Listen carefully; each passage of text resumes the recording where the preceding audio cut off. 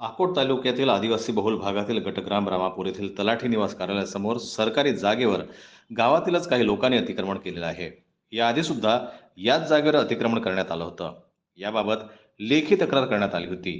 त्या तक्रारीवरून तलाठी याने ग्रामपंचायत सचिव यांना लेखी पत्र देऊन तलाठी निवास कार्यालयासमोरील अतिक्रमण काढून मोकळं करावे अशी मागणी केली होती.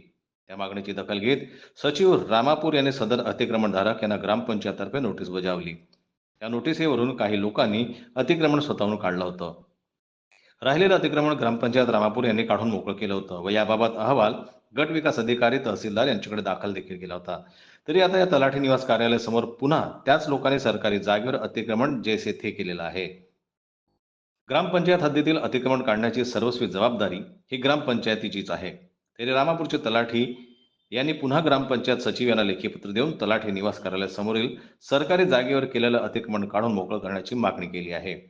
शासनाच्या वतीनं लाखो रुपये खर्च करून रामापूर इथे तलाठी निवास कार्यालय बांधकाम करण्यात आलं आहे. मात्र तलाठी निवास कार्यालय बांधलं तेव्हापासून या कार्यालयात लाईटची, पाण्याची कुठलीही व्यवस्था करण्यात आलेली नाही. त्या कारणानं इथे तलाठी कार्यालय उघडून येथे हजर राहत नसल्याचं समजतं.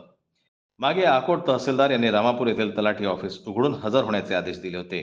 काही दिवस ऑफिस उघडले देखील व ऑफिसला तलाठी कार्यालय म्हणून बोर्ड सुद्धा लावण्यात आला होता. परंतु इथे लाईट, पाणी, टेबल, बेंच कुठलीही व्यवस्था नसल्यानं तलाठी हजर राहत नसल्याचं समजतं. म्हणून ऑफिस बंदच राहतं. तरी आता तलाठी यांनी पुन्हा अतिक्रमण काढून मोकळं करावं, असे ग्रामपंचायत सचिव यांनी लेखी पत्र दिल्यामुळे आता ग्रामपंचायत सदर अतिक्रमण काढून मोकळे करते की अतिक्रमणधारक यांच्यावर फौजदारी कारवाई करते याकडे लक्ष लागलेले आहे. जनमत लाईव्ह न्यूज करता अकोटहून देवानंद खिरकर यांची रिपोर्ट.